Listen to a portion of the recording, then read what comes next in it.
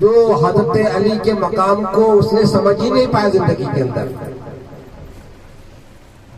علی کے مقام کو وہ سمجھ ہی نہیں پایا. اور علی کا مقام اتنا بلند کہ جس کی پیدائش بھی کعبے کے اندر ہو رہی ہے، اور جس کے بارے میں رسول اللہ نے فرمایا انا مدینۃ العلم وعلی بابھا. تو ایک دن وہ نکلتا ہے اور نکلنے کے بعد بولتا ہے آج ہم علی کے مقام کو سمجھ کے ہی گھر واپس آئیں گے. جب جاتا ہے دیکھتا کیا ہے، دریائے دجلہ کنارے حضرت بہلول دانا گھر بنا رہے ہیں اور اس کو توڑ رہے ہیں. نظارہ دیکھ رہا ہے حضرت بہلول دانا مجذوب علی گھر بناتے ہیں اور توڑتے ہیں. تو جاتا ہے کہا ہے بہلول دانا آپ کیا کر رہے ہو، کبھی گھر بناتے ہو کبھی توڑتے ہو. تو کہا یہ جنت کا محل ہے، کبھی میں بناتا ہوں کبھی توڑتا ہوں. اور حضرت بہلول دانا نے فرمایا اے نادان، تو ابھی تک بہلول کے مقام کو نہیں سمجھ سکا، علی کے مقام کو کیا سمجھے گا؟ ابھی تک تو نے بہلول دانا کے مقام کو نہ سمجھ پایا، بہلول دانا کو نہ سمجھ پایا، تو علی کے مقام کو کیا سمجھے گا؟ علی کا مقام وہ مقام ہے کہ علی جپتے جپتے لوگ ولی بن جاتے ہیں. علی کا مقام وہ مقام ہے کہ علی کا نام جپتے جپتے لوگ ولی بن جاتے ہیں. علی کو سمجھنا ہے تو پہلے بہلول دانا کو سمجھنا. اور ابھی مخدوم پاک کی شان میں بہت ہی اچھی منقبت سماعت فرمایا آپ نے. تو مخدوم صاحب کا مقام تو اللہ نے بہت بلند کیا، ان کے اولادوں کا یہ مقام ہے.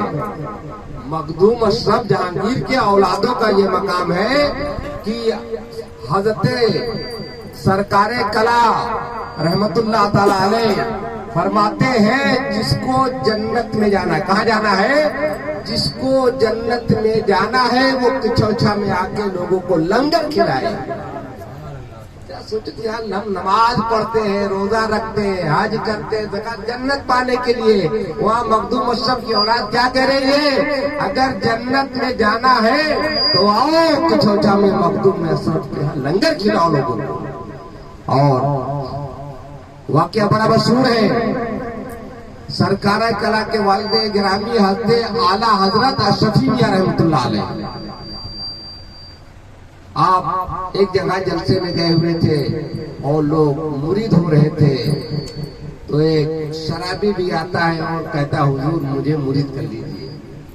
عام لوگوں کو مرید کرنا الگ بات ہے، لیکن ایک شرابی کو مرید کرنا بہت بڑی بات ہے. تو کہا حضور میں شراب پیتا ہوں. تو کہا کوئی بات نہیں. کہا علماء نے حرام قرار دیا ہے. کہا حرام ہے تو حرام ہی رہے گی.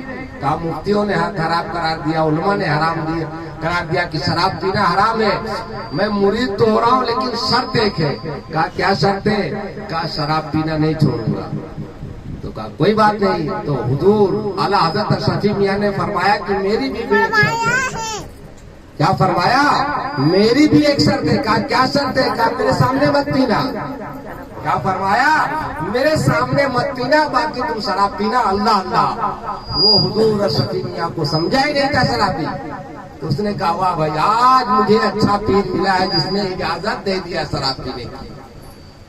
آج پیر اچھا ملا کہ مرید بھی کر لیا، شراب کی اجازت بھی دے دیا. اب کیا تھا؟ مرید ہونے کے بعد جب اپنے گھر جاتا ہے اور حسب معمول جب شراب کی بوتل کھولتا ہے تو دیکھتا کیا ہے؟ حضور اعلیٰ حضرت اشرفی میاں میرے دروازے پر کھڑے ہیں. تو وہ بھی وعدے کا پابند تھا. کہا کہ حضور وعدہ کیا ہوں، آپ یہاں بھی آ گئے. کہا کوئی بات نہیں. پہلا دن گزرتا ہے، دوسرے دن پھر اس نے شراب کی بوتل کھولی. حضور اعلیٰ حضرت اشرفی میاں کو سامنے پایا، پھر نہیں پیا. پھر کیا تھا؟ اس نے چاروں طرف اپنے گھر کے کھڑکیوں کو دروازوں کو بند کر دیا کہ اب تو کہاں سے آؤ گے.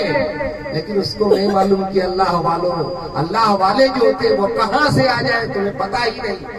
جہاں سے عقل انسانی ختم ہوتی، یاد رکھو عقل انسانی جہاں سے ختم ہوتی ہے وہیں سے ولیوں کی کرامت کا ظہور ہوتا ہے. وہی اگر کوئی ولی کر دے تو کرامات، کوئی نبی کر دے تو معجزہ. نبی جیسے رسول اللہ نے چاند کے 2 ٹکڑے کیے، کیا ہے؟ معجزہ ہے. ڈوبا ہوا سورج باہر نکالا، معجزہ ہے. اور حضرت جنید بغدادی نے اپنا مسلح دریائے دجلہ پہ بچھا دیا اور تیرا کرتے تھے، یہ کرامت ہے. پھر تیسرے دن بھی حضور رسول میاں اس کے نگاہوں کے سامنے. اب کیا تھا؟ بے چین ہے. جو آدمی اگر کوئی نشہ کرتا ہے جس چیز کا اگر وہ نہ ملے تو بے چین ہو جاتا ہے. اب کیا تھا؟ جاؤ پیر کی بارگاہ میں جاتا ہوں، معافی وغیرہ مانگ لوں، حضور اجازت دیا، اب سامنے تو مت آؤ.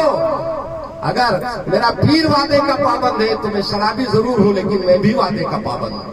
3 دن تک شراب نہیں ملی. گیا بارگاہ حضور شفیع میاں میں، قدموں پہ گر گیا. کہا حضور کیا بات ہے؟ کہا 3 دن ملا، شراب نہیں ملی ہے، بے چین ہوں. تو کہا پیو گے؟ بڑا خوش ہو گیا. کہا ہاں پیوں گا. کہا میری والی پیو گے کہ اپنی والی؟ کیا فرق؟ تو سوچا کہ واقعی اگر حضرت والی پیوں گے تو اور اچھی نہیں ہوگی، وہ شراب تو اور اچھی ہوگی. تو کہا حضور اپنی والی پلا دو تو بڑی اچھی بات ہے. کہا اپنی والی؟ کہا ہاں. کہا آپ شراب پیتے؟ کہا میں بھی پیتا ہوں. پیرانے پیر دستگیر بھی پیا کرتے تھے، مخدوم اشرف بھی پیا کرتے تھے، غریب نواز بھی پیا کرتے تھے.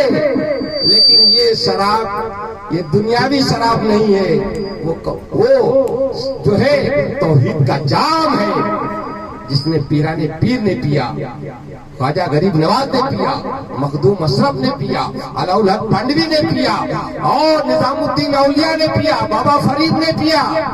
کہا حضور پلا دیتے تو بڑا اچھا تھا. آپ جانتے ہو اس نے کہا کہ بہت اچھی شراب ہوگی جو اعلیٰ حضرت شفیع میاں پلائیں گے. اور یاد رکھو حضرت اورنگزیب عالمگیر کی بارگاہ میں جب بادشاہ تھے ہندوستان کے، جب کوئی جاتا تھا تو آپ فرماتے کہ میرے ساتھ کھانا کھاؤ گے کیا سرکاری کھانا کھاؤ گے؟ مہمانوں کا جو کھانا پکتا ہے تو لوگ بولتے تھے کہ واقعی اگر بادشاہ کے ہاں کے ساتھ کھانا کھائیں گے تو بڑا اچھا رہے گا، اچھا کھانا ملے گا.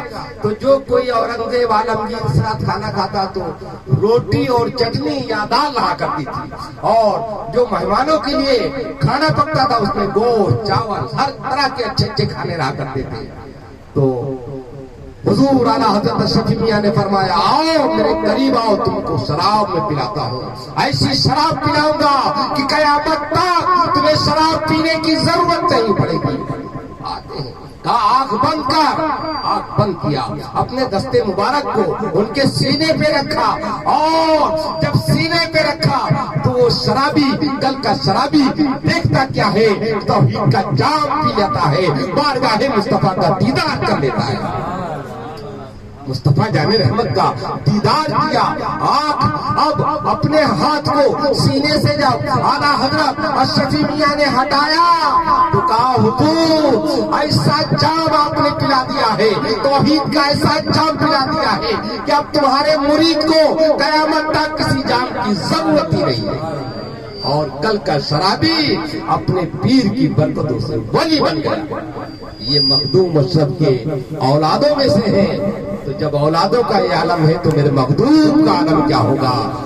الحمدللہ ہم ان کی محفلوں کو سجاتے ہیں، قیامت تک ولیوں کی محفل سجتی رہے گی. آپ اپنی محبت سے یہاں آتے ہیں، اپنی آرزوؤں کو بارگاہ مخدوم اشرف میں رکھیں. انشاءاللہ میرا مخدوم داتا ہے اللہ کی عطا سے. کسی کی جھولی جو ہے وہ خالی نہیں کرے گا، ہر مانگنے والوں کی مرادوں کو ضرور پورا فرمائے گا. استغفر اللہ ربی من کل ذنب واتوب الیہ.